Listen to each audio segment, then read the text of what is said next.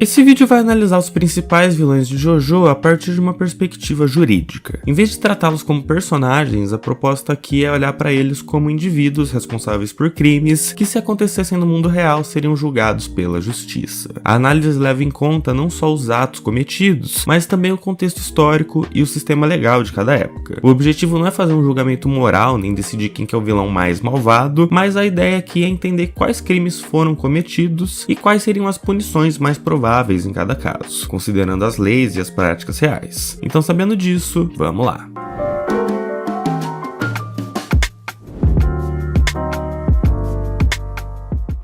Gil Brando apresenta um histórico contínuo de crimes extremamente graves, marcados por violência deliberada, crueldade constante e completo desprezo pela vida humana. As suas ações não são episódios isolados, mas um padrão consistente de destruição e dominação. Entre os crimes contra a vida, o Gil é responsável pelo assassinato do próprio pai por envenenamento, pela tentativa de homicídio do pai adotivo, pelo homicídio de alguns policiais, pelo assassinato de Jonathan Joestar e por diversos assassinatos em massa. Muitos desses assassinatos envolvem canibalismo, a transformação forçada de pessoas em criaturas monstruosas e ataques prolongados que drenam o sangue das vítimas até a morte. Há ainda crimes reiterados contra a integridade física, como espancamentos brutais, mutilações e o uso desproporcional da força, e o Gil também comete crimes graves contra animais, incluindo maus tratos severos como a incineração de um cão ainda vivo.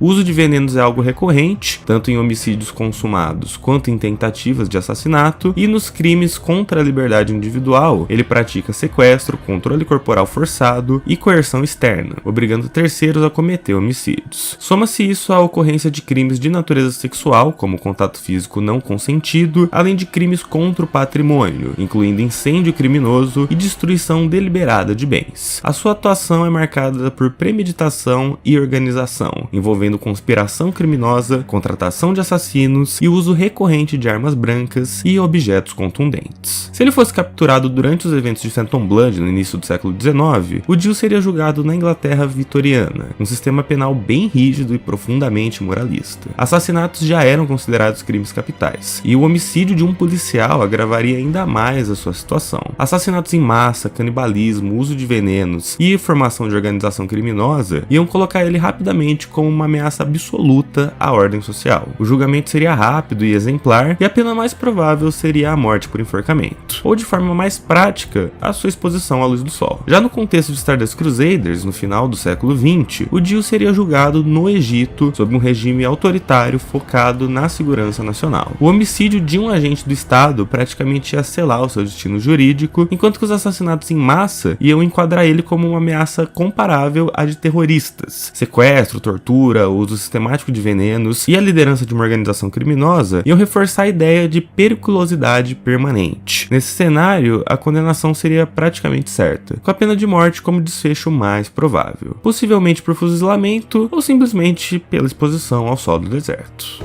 Cars é responsável por um conjunto de atos de extrema gravidade que configuram crimes contra a humanidade em seu sentido mais amplo. As suas ações incluem o extermínio sistemático dos Pillarmans, caracterizado pela eliminação deliberada de um grupo inteiro, além de homicídios em massa cometidos de forma reiterada e consciente. Esses atos são acompanhados por mutilações severas e práticas de violência extrema, nas quais a dor e a destruição física não são efeitos colaterais, mas sim instrumentos centrais da sua conduta. Esse padrão de violência se estende à experimentação humana e ao uso instrumental de seres vivos, tratados como meios descartáveis para fins de dominação e aperfeiçoamento próprio. A ausência absoluta de consentimento, aliada ao desprezo total pela vida e pela dignidade, revela não apenas crueldade individual, mas uma negação estrutural de qualquer limite moral. A tentativa de dominação global completa esse quadro, configurando uma ameaça permanente à ordem internacional e à própria sobrevivência da humanidade. Diante da extensão temporal e geográfica desses atos, o julgamento do Cars só poderia ocorrer em um tribunal internacional extraordinário, com base em princípios universais de responsabilização. O foco não ia recair sobre episódios isolados, mas sobre um padrão contínuo e deliberado de extermínio, experimentação e dominação. Sua natureza não humana não afastaria a imputabilidade, uma vez que há plena consciência, intenção e controle sobre suas ações, critérios suficientes para responsabilização no plano internacional. Nesse enquadramento, o Cars não seria tratado como um criminoso comum, mas sim como um agente histórico de crimes contra a humanidade. O genocídio dos Pillarmans representaria o núcleo mais grave das acusações, reforçado pelos homicídios em massa, pelas mutilações e pela instrumentalização sistemática da vida. A dominação pretendida não seria vista como mera ambição, mas sim como uma ameaça estrutural a qualquer ordem global. Dada a magnitude e a continuidade dos crimes, a condenação seria inevitável, embora as penas tradicionais se mostrassem bem suficientes. A execução teria um caráter meramente simbólico e punições temporárias seriam incompatíveis com a escala da ameaça. A resposta mais coerente seria a neutralização permanente por meio de confinamento absoluto e perpétuo, com a única finalidade de impedir novas ações. Nesse sentido, o julgamento do Kars afirmaria um limite civilizatório fundamental. Independente do tempo, da natureza ou do poder do agente, a violação sistemática da vida exige uma resposta universal da humanidade.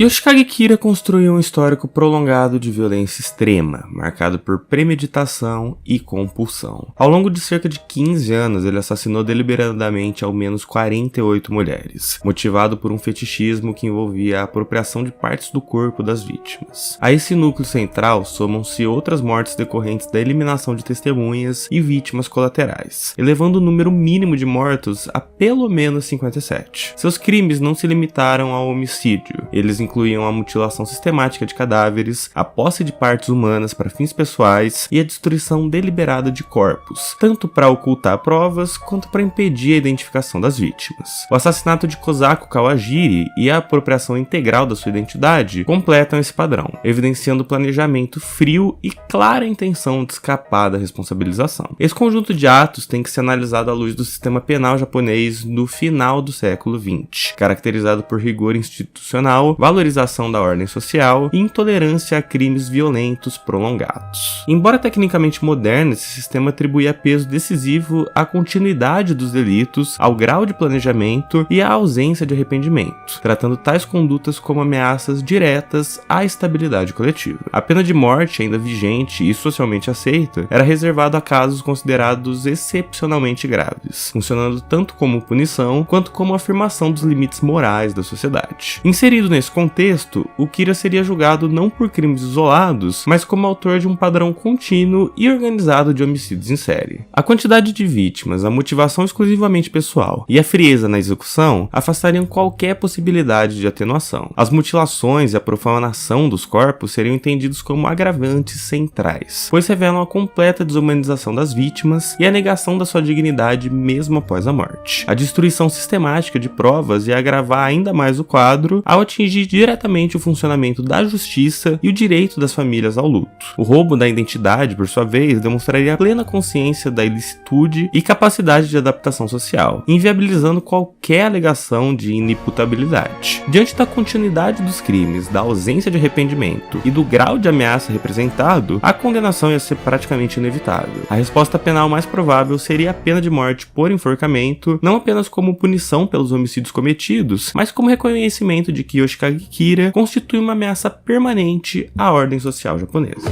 O Diávolo construiu uma trajetória criminosa marcada por violência sistemática, paranoia e desprezo absoluto por vínculos familiares. Como líder máximo da organização mafiosa Passione, ele exerceu controle total sobre uma estrutura baseada em conspiração, intimidação e eliminação de dissidentes. A sua atuação não se limitou a crimes pontuais, mas sim a um modelo de poder no qual a violência funcionava como elemento central de comando.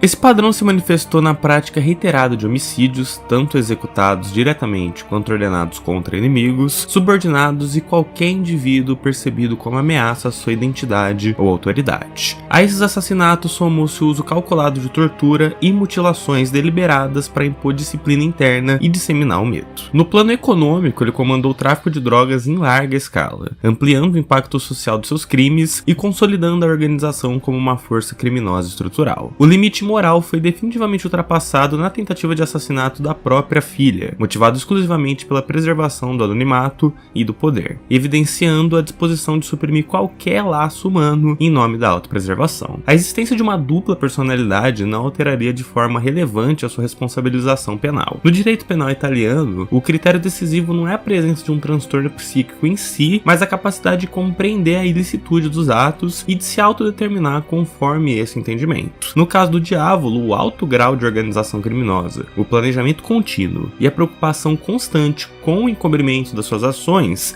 demonstram plena consciência e controle, afastando a plausibilidade de inimputabilidade ou de redução significativa da pena. No início dos anos 2000, o Estado italiano já tratava o crime organizado como uma ameaça direta à ordem democrática. Após décadas de enfrentamento às máfias, o sistema de justiça estava preparado para responsabilizar líderes, mesmo sem participação direta nos atos violentos, combinando investigações financeiras, interceptações e cooperação de ex-integrantes. Embora a pena de morte tivesse abolida, o ordenamento previa sanções extremas, como a prisão perpétua e regimes de isolamento rigoroso destinados a impedir a continuidade do comando criminoso. Inserido nesse cenário, o Diavolo seria julgado não como autor de crimes isolados, mas como o núcleo dirigente de uma organização mafiosa altamente estruturada. A acusação se concentraria no padrão contínuo de violência sob seu comando e no caráter sistêmico do tráfico de drogas. O julgamento tenderia a ser longo e bem exemplar, com uma condenação praticamente inevitável, culminando na aplicação da prisão perpétua, possivelmente acompanhada de regime de isolamento severo, com o objetivo de neutralizar de forma definitiva a sua capacidade de influência e comando criminoso. O padre Enrico Pucci apresenta um histórico contínuo e coerente de crimes de extrema gravidade, orientados por premeditação e fanatismo ideológico. As suas ações resultam em mortes em larga escala, assumidas como efeito direto de seus objetivos, incluindo o assassinato deliberado do próprio irmão, além de múltiplos homicídios consumados e tentados contra opositores e vítimas instrumentalizadas. Esse padrão revela não apenas letalidade recorrente, mas uma aceitação consciente da morte alheia como meio legítimo para a realização de um projeto pessoal. No plano da integridade física e psicológica, o Pucci impôs lesões permanentes, destruição da autonomia individual e intenso sofrimento mental, reduzindo vítimas a um estado de anulação funcional. A isso se somam práticas de sequestro e cárcere privado, caracterizadas pela manutenção prolongada de indivíduos vivos sob controle absoluto. Os seus atos também envolveram a apropriação ilícita de bens e destruição massiva de patrimônio público e privado, ampliando o impacto social da sua atuação para além das vítimas diretas. Há ainda um ataque sistemático às bases institucionais da justiça. O Pucci manipulou investigações, eliminou testemunhas e atribuiu crimes falsamente, corroendo deliberadamente o funcionamento do sistema legal. O uso da sua posição institucional para manipular terceiros e instrumentalizar estruturas formais acaba agravando esse quadro, configurando abuso de autoridade e traição à confiança pública. Ele é inserido no sistema penal da Flórida no início da década de 2010, marcado por forte punitivismo, centralidade do júri popular e intolerância diante de crimes violentos premeditados. O Pucci não seria tratado como autor de atos isolados, mas sim como responsável por um padrão contínuo de violência extrema. A escala das mortes, a frieza demonstrada no fratricídio, a crueldade prolongada contra vítimas sobreviventes e a obstrução deliberada da justiça reforçariam a percepção de ameaça direta à ordem pública. Diante da coerência estratégica das suas ações e da ausência de indícios de descontrole ou incapacidade de compreensão, haveria pouca margem para atenuações baseadas em insanidade. O julgamento tenderia a ser rigoroso e exemplar, com uma condenação praticamente inevitável. A sanção mais provável seria a pena de morte, ou então, alternativamente, a prisão perpétua sem possibilidade de liberdade condicional, como reconhecimento de que o Pucci representaria uma ameaça permanente e irrecuperável à sociedade.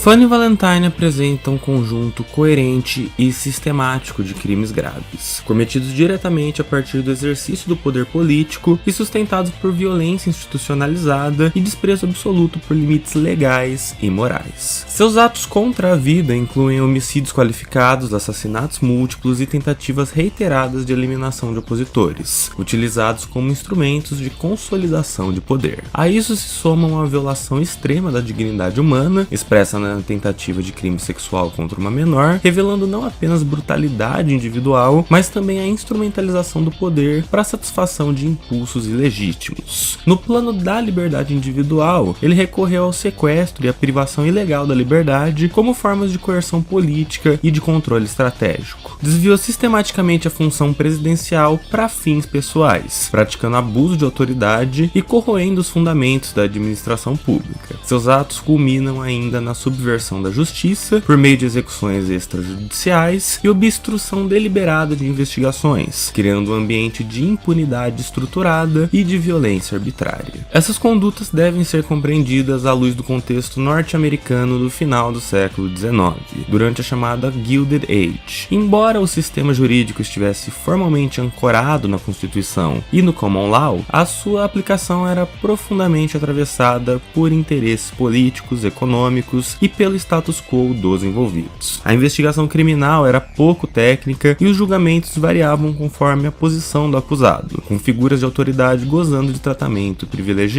O presidente, em particular, era visto como um símbolo de unidade nacional e da ordem constitucional, protegido por uma espécie de imunidade funcional que tornava sua responsabilização criminal direta altamente improvável, sendo substituída por mecanismos políticos excepcionais. Inserido nesse cenário, o Funny Valentine dificilmente seria tratado como um criminoso comum. Os seus crimes, mesmo os mais graves, tenderiam a ser reinterpretados como atos de governo ou de decisões amparadas pela razão de Estado, sobretudo se apresentados como medidas necessárias à preservação da ordem ou da unidade nacional. Ainda assim, a gravidade e a repetição das suas ações, assassinatos sistemáticos, eliminação de opositores, sequestros e abuso reiterado do poder presidencial poderiam desencadear um processo de impeachment que seria o único meio efetivo de responsabilização disponível naquele contexto. Esse julgamento ocorreria no campo político, guiado mais pela retórica moral, pela reputação pública e pelo impacto institucional do que por uma análise rigorosa das provas. Mesmo num caso de destituição, a possibilidade de punição penal efetiva seria bem remota. Amplamente apoiado pela população, o Valentine seria visto como a personificação da vontade nacional, o que tornaria improvável qualquer consequência proporcional à gravidade dos seus atos. Toru apresenta um padrão contínuo e sistemático de criminalidade grave, marcado por violência indireta, manipulação institucional e absoluto desprezo pela natureza humana. Os seus crimes contra a vida concentram-se na atuação do Stand The Wonder of You, cujo funcionamento transforma qualquer tentativa de perseguição ou de investigação em calamidades fatais, resultando em múltiplos homicídios previsíveis e reiterados. Soma-se isso ao assassinato de Satoru Akefo, seguido da usurpação da sua identidade, o que lhe permitiu infiltrar-se numa instituição hospitalar e operar sob aparência de legitimidade. No plano institucional, o Toru praticou falsidade ideológica, falsa identidade e fraude sistemática, além de liderar a organização LKKK, estrutura criminosa voltada ao contrabando e à exploração ilegal de uma substância biológica. Esse conjunto se agrava pela realização de experimentos médicos ilegais em seres humanos, conduzidos sem consentimento e com danos graves e permanentes às vítimas, configurando grave violação da integridade física e da dignidade humana. No início da década de 2010, o sistema de justiça criminal japonês caracterizava-se por um forte formalismo, rigor procedimental e centralidade da preservação da ordem social. Embora tecnicamente fosse bem sofisticado, as investigações e os julgamentos mantinham grande sensibilidade à ameaça coletiva representada pelo crime, tratando homicídios múltiplos e condutas friamente planejadas como ofensas diretas à harmonia social. Nesse contexto, a pena de morte permanecia legal e aplicada de forma excepcional, reservada a casos considerados extremos, tanto como punição quanto como reafirmação simbólica de limites morais e institucionais. Inserido nesse cenário, o Toru não seria julgado por atos isolados, mas como responsável por um sistema criminoso coerente e altamente planejado, no qual o homicídio é produzido de forma indireta, inevitável e reiterada. As mortes decorrentes do Wonder of You seriam tratadas como homicídios qualificados sucessivos, agravados pela previsibilidade dos resultados, pela frieza do agente e pela ameaça estrutural à coletividade. O assassinato do Akefo e a subsequente infiltração num hospital universitário configurariam grave ruptura da confiança institucional, enquanto a liderança de uma organização criminosa e a prática de experimentos humanos ilegais consolidariam a imagem de uma criminalidade organizada, estável e incompatível com qualquer noção de desvio episódico. O julgamento tenderia a ser rigoroso e exemplar, com uma condenação situação praticamente inevitável. Não pela singularidade dos métodos empregados, mas pelo risco sistêmico que o Toru representava à ordem social, às instituições e à dignidade humana, tornando plausível a aplicação excepcional da pena de morte como resposta a homicídios múltiplos planejados e a corrosão deliberada das estruturas sociais.